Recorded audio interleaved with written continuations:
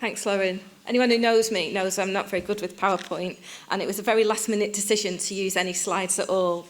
So bear with me, and my notes are in my bag, which are over there, so I'm winging it. So yeah, that's who I am. Oh, have I gone the wrong way? There you go, see?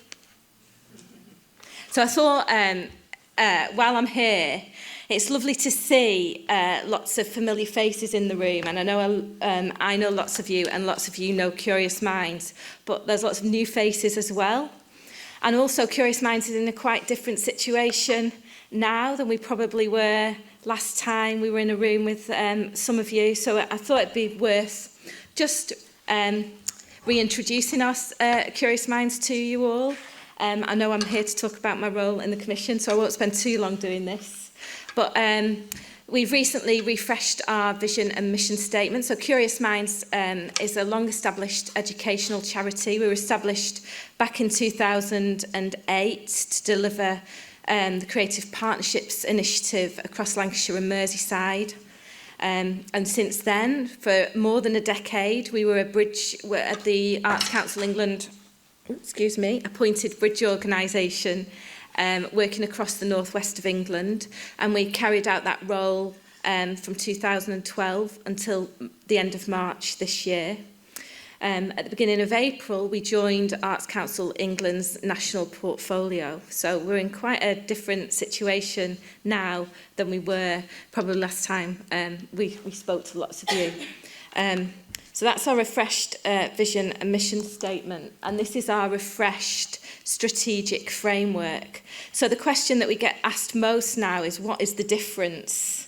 What will Curious Minds be doing differently now that you're not a bridge organisation? So for those of you who don't know what bridge organisations were, we were one of 10 bridge organisations, so that wherever you were in England, there was a bridge organisation that was there to support you as a school or a cultural organisation or a youth organisation to connect with each other. The Bridge England network is no longer funded, but lots of these organisations still exist. So the answer to the question, what will be different? Not a lot, really. But it was an opportunity for us to reflect on what we want to do. What is Curious Minds if we're not a bridge? And it was an opportunity for us to think about what we wanted to do on our own terms. And the thing that you will notice is that we'll have a much sharper focus on our charitable objectives, which is to tackle cultural disadvantage. And what we mean by that is the disadvantage that comes from children not getting access to cultural opportunities and cultural experiences during their childhoods. That, for us, creates a level of disadvantage in its own right. So that's the main focus for us now. You'll also notice that we'll be working a lot more directly with individuals. So our focus will remain as a strategic organisation supporting the cultural education workforce, championing the cultural education workforce, and that workforce spans schools, the cultural sector, the wider children's services sector. We'll carry on working with all of you, but there'll be a much more focused support for cultural education freelancers and grassroots organisations. But we're still here, we're still determined to make a difference, and we still want to work in partnership with all of you. So, my role as Commissioner, well, I was chuffed to bits when I was asked to be a Commissioner with the LGA. And it was really because before I joined Curious Minds, I spent more than a decade working for a local authority. I worked for Bolton Council. And I had a lovely time there because I worked in the school improvement team. I was enrichment for learning manager. So wasn't totally cultural education focused, but I did lots of cultural education work. And one of the things that I did while I was there was lead the Find Your Talent programme. Anybody remember Find Your Talent? Yeah. Those were the glory years, weren't they? The time when there was loads of money, we didn't know what to do with all that money and how to spend it. There were no issues there. So it was an opportunity really going onto the commission to think about my time working in local government and what has changed since then. The introduction, I think, in the foreword to the report that you can read online, I think, and you've also got the booklets on the tables. I should have got my notes, shouldn't I? Baroness Young talks about having a sense that when we were presented with the case studies, it was a celebration of the role that councils play in championing and convening and commissioning culture in a place. And it really did feel like that. And I think coming out of COVID and on the back of 10 years of austerity, it felt like a real celebration that all of this amazing stuff was still happening and we were still making a difference. It was really, really powerful.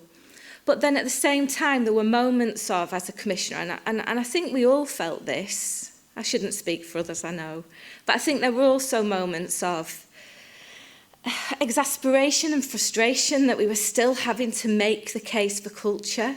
And I know that's the purpose of this report, but that's why I've put the Dragon's Den there. It feels like we're in this perpetual series of Dragon's Den-ness, doesn't it, of making the case.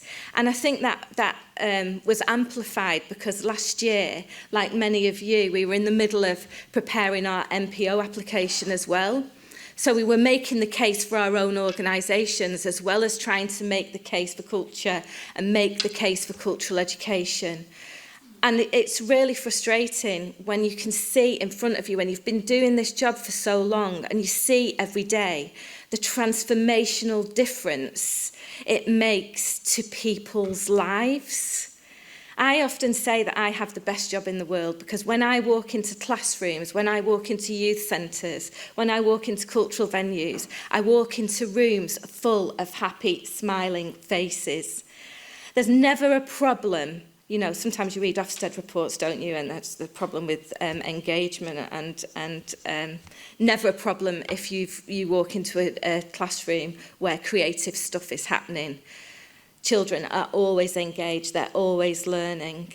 That's why I think I've got one of the best jobs in the world. But there are still lots of people, lots of policy makers, policy shapers, decision makers, place leaders who remain unconvinced. So I suppose partway through being a commissioner, I resign myself to the fact that probably for my working lifetime, we will always be making the case for culture. So I picked out, when I thought about the last minute slides, I picked out this quote, which is the opening paragraph to the whole report. And I think it's quite interesting because it puts a really positive spin on the fact that what it's really saying is nobody cares. I don't mean that. That's being very tongue-in-cheek. But what it means is nobody's holding us to account for what... We run a programme called Slice, our banner. And a few years ago, one of the head teachers that we invited to speak to the Slice Fellows presented them with a provocation that said, cultural education, nobody cares if I do it badly. Nobody cares if I don't do it at all. Discuss. And the discussion went something like, well, that's not very good, is it? That's quite demoralising and nobody cares about what we do. But then there was another conversation that went something like this spin on that conversation. Well, that's quite empowering, actually, the freedom that gives you to do whatever you want. And then reflecting on my time in local government during the glory years when we had loads of money to do whatever we wanted with, that was the freedom. I'm looking at some ex-colleagues from Bolton. Hi. And actually, that was the freedom that I had because I was working in a situation where there was more money. As long as I kept writing the bids and bringing the money in, I wasn't subject to all of the bureaucracy that other council colleagues were subject to, and it meant I could literally do whatever I wanted, and we did some amazing stuff, didn't we, in Bolton? Ex-Bolton colleagues in the room. And So it's a really interesting quote to me, but that quote falls down somewhere when there are lots of competing priorities and not enough resource to go round, because that's when culture misses out. And that's the problem, that's the situation that we're in now.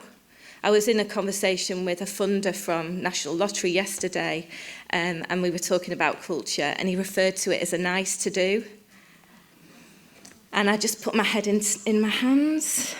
And it's absolutely not a nice to do, it's absolutely vital. When I was growing up, there were some not very nice times in my childhood when my mum was very poorly. It was the 1980s, and my dad lost his business. We made homeless for a little while. And the one saving grace in my childhood was the fact that I went to a dance school that didn't make my parents pay when they couldn't afford to pay. I could carry on going, and I was in Blackpool Children's Pantomime, the longest running pantomime in the whole world. And I don't really know what my childhood would have been like without those happy moments and those happy times. And it's absolutely vital. It's not a nice to do, but we've still got some convincing of people, haven't we? And then the last slide was really, it's always nice, isn't it, when you're part of something to see yourself in it. And I read the report, and there are sprinkles of me all the way through it, but this is the biggest sprinkle of me. And I think that's reflecting on my experience in Blackpool Children's Pantomime. It's very easy to fall back on the economic arguments when we're trying to make the case for cultural education, because they're often the most powerful ones, aren't they? But actually the social case for education, I'm really pleased that Clive, you referenced that when you were talking about the cultural education plan. It's not just about the fact that doing cultural education opens up a wealth of careers for children and young people. It's really important because it actually builds social capital, civic capital, human capital, all of those capitals that are going to help all of us to live meaningful, rich, purposeful lives. And isn't that all we want for our children and young people?